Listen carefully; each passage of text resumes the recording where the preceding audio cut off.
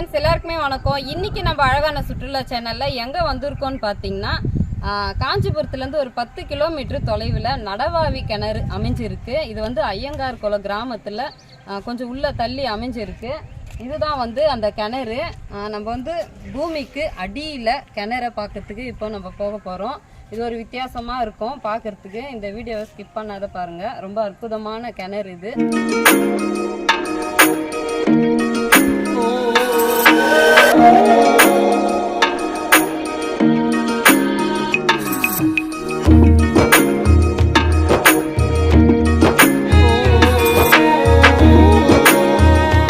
நம்ம கிணத்துக்குள்ளே போகிறதுக்கு முன்னாடி பார்த்தீங்கன்னா அழகான ஒரு நுழைவு வாயில் அமைச்சிருக்காங்க. கல்லையே வந்து அழகாக சிற்பத்தை செஞ்சு ஒரு அழகான ஒரு நுழைவு வாயில்னு சொல்லுவாங்க. இது வழியாக தான் நம்ம வந்து கிணத்துக்கு உள்ளே போனோம். வாங்க இப்போ இதுக்குள்ளே போய் நம்ம கிணத்துக்குள்ளே போகலாம். இது அற்புதமாக இருக்குது. இதை பார்க்குறதுக்கு ரெண்டு பக்கமும் யாழி மேலே வீரர்கள் அமர்ந்தது போல் சிற்பத்தை செதுக்கியிருக்காங்க. ரொம்ப அருமையாக இருக்குது பார்க்குறதுக்கே. இந்த ஒரு இதுவும் பார்க்குறதுக்கே அவ்வளோ அழகாக இருக்குது. நுழைவு வாயில் பார்க்குறதுக்கு அப்படியே பாருங்கள். இதுக்குள்ளே தான் போகணும்.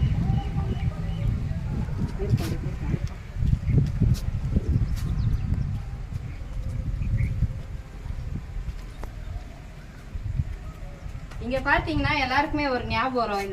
இதுக்குள்ளே நுழையும் போதே பார்த்தீங்கன்னா நான் கடவுள் படத்தில் வந்து இந்த இடத்த வந்து ஷூட்டிங் பண்ணியிருப்பாங்க. எல்லாருக்கும் ஞாபகம் வரும். நான் உள்ளே போய் காமிக்கும் போது உங்களுக்கு ஞாபகம் வரும்னு நினைக்கிறேன்.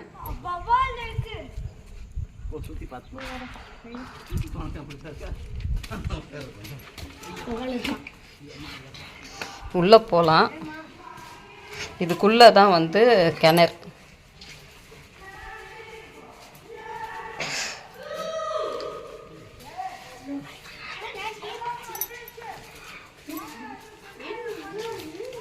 நம்ம என்ட்ரன்ஸ்லேருந்து உள்ளே இறங்கி வந்துட்டோம். அங்கே என்ட்ரன்ஸில் பார்த்தீங்கன்னா கல் தூண் மாதிரி ஒரு அழகான ஒரு மண்டபம் அமைச்சு அங்கேருந்து படிகள் ஸ்டார்ட் ஆகுது கீழே இறங்கி வர்றதுக்காக.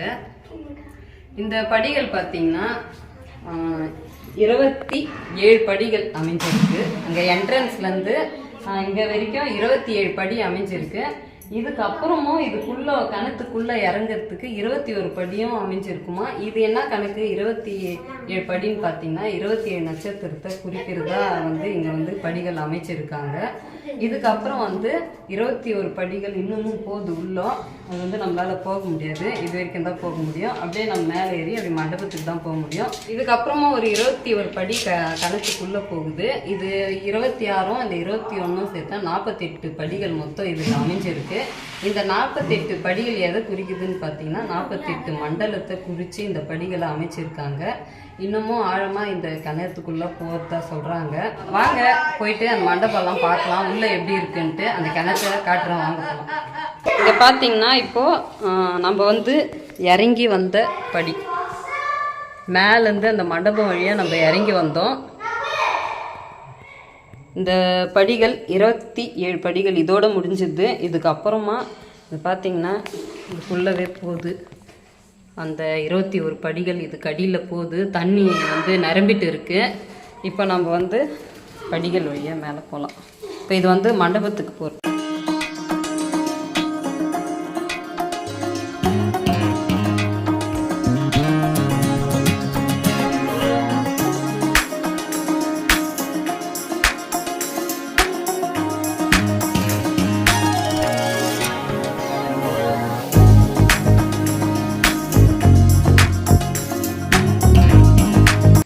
இதுதான் நடவாவி கிணறு.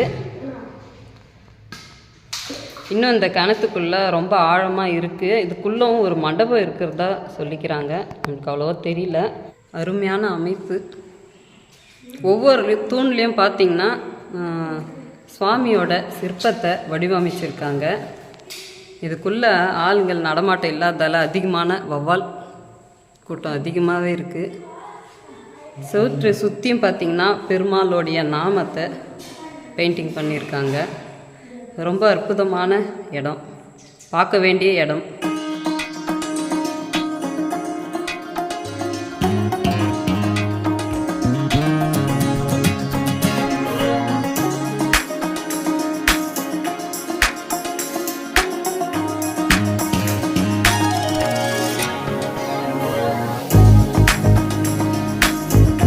நம்ம வந்த படிக்கட்டு அங்கே நேராக தெரியுது பாருங்க, அந்த படிக்கட்டு வழியாக தான் நம்ம வந்தோம் உள்ளே இறங்கி. அதுக்கப்புறம் அப்படியே மேடை மாதிரி ஏறி வந்தோம். அந்த படிக்கட்டு அப்படியே தொடர்ச்சியாக அப்படியே நேராக இங்கே வந்து 21 படிக்கட்டு சொன்னோம்ல, அந்த படிக்கட்டு இந்த வழியாக தான் வருது. இதுதான் வாசல், கிணத்துக்கு போகிற வாசல். இப்போ அது வரைக்கும் தண்ணி நிரம்பி இருக்கிறதால அது வழியாக நம்ம இறங்க முடியாது. நம்ம இது மேலே இருந்தால் பார்க்க முடியும். அங்கேருந்தா ஸ்டார்டிங் 48 படி, அந்த இடத்துலேருந்து கீழே வரைக்கும் நேராக இருக்கிற அந்த படிக்கட்டு 27. அதுக்கப்புறம் இங்கே வந்து 21 படிக்கட்டு அப்படியே உள்ளே வந்து போகுது. அது வரைக்கும் நம்மளுக்கு தெரிஞ்ச விவரம் அவ்வளோதான். அருமையான கிணறு. இந்த மாதிரி நம்ம எங்கேயும் பார்த்துருக்க மாட்டோம். அவ்வளோ அற்புதமான வந்து ஒரு கிணறு, பூமிக்கு அடியில் ஒரு கிணறு.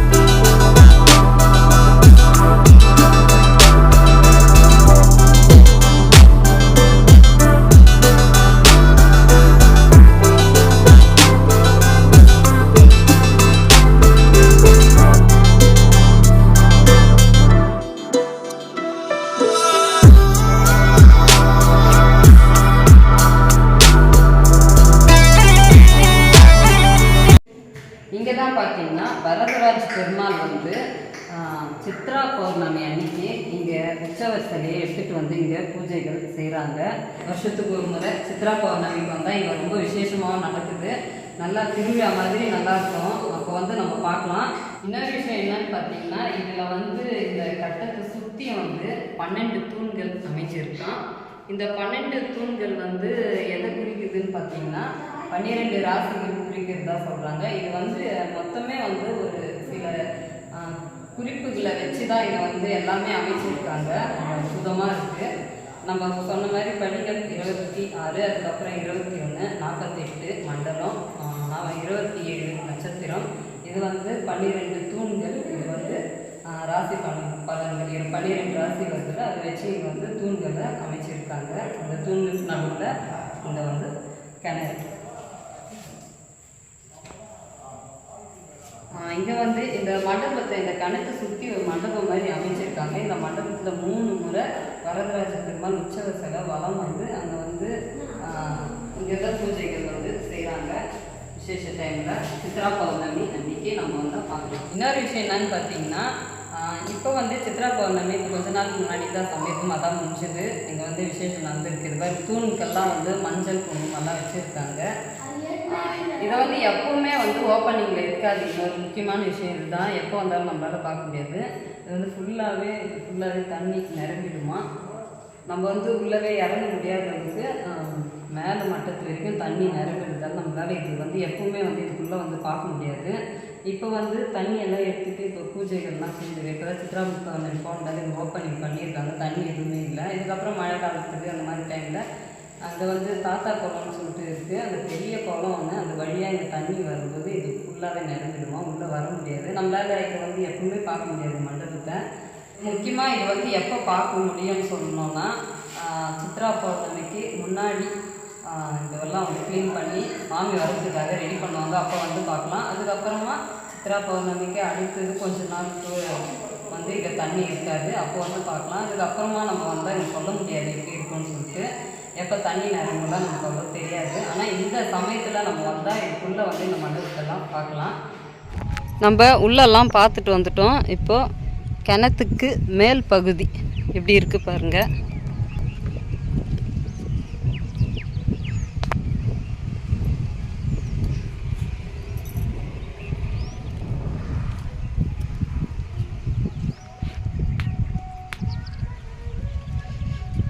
இது வந்து படிகள், கீழே படி பார்த்தோம், வந்து க்ளோஸ் ஆகிட்டு இருக்குது. இது வந்து கிணறோட மேல் அமைப்பு. இது வந்து கீழே மண்டபம் வந்தது இல்லை, அதுக்கு மேல் அமைப்பு இது.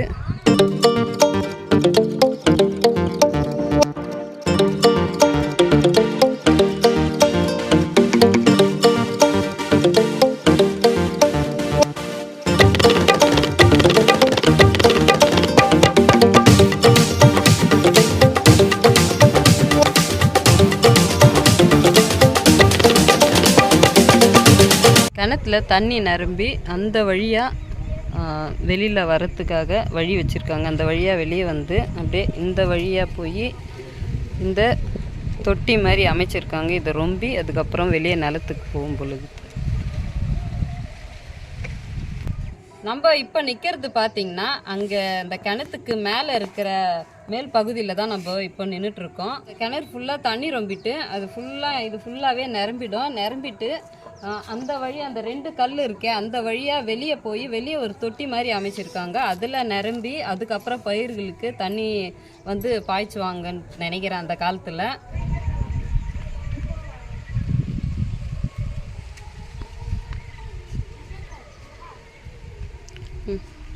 எல்லாருமே வீடியோ பார்த்துருப்பீங்க. ரொம்ப அற்புதமான இடம், ஒரு வித்தியாசமான இடம் எனக்கு தெரிஞ்சு.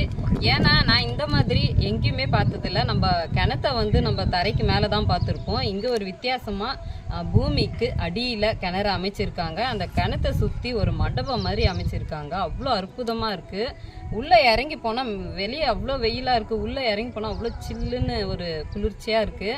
அவ்வளோ அற்புதமான இடம், எல்லாருமே பார்க்க வேண்டிய இடம். இன்னைக்கு நம்ம வீடியோவில் காஞ்சிபுரத்துலேருந்து ஒரு 10 கிலோமீட்டர் தொலைவில் ஐயங்கார் குளம் கிராமம் அமைஞ்சிருக்கு. அங்கேருந்து 1 கிலோமீட்டர் தொலைவில் நம்ம கொஞ்சம் உள்ளே வந்தோம்னா இங்கே இருக்கிற நடவாவி கிணறு அமைஞ்சிருக்கு பூமிக்கு அடியில். இந்த வீடியோ பிடிச்சிருந்தா லைக் பண்ணுங்கள், ஷேர் பண்ணுங்கள், கமெண்ட்ஸ் பண்ணுங்கள், மறக்காமல் சப்ஸ்கிரைப் பண்ணுங்கள், பக்கத்தில் இருக்கிற பெல் ஐக்கனை கிளிக் பண்ணுங்கள். இதே மாதிரி இன்னொரு வீடியோவில் பார்க்கலாம். எல்லாருக்குமே பாய்.